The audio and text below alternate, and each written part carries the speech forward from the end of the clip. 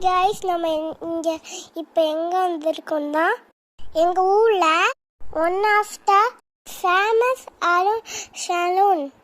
இதுதான் எங்களோட சதீஷ் மாமாவோட சலூன். பேபி ஷையானா இருந்தது அது.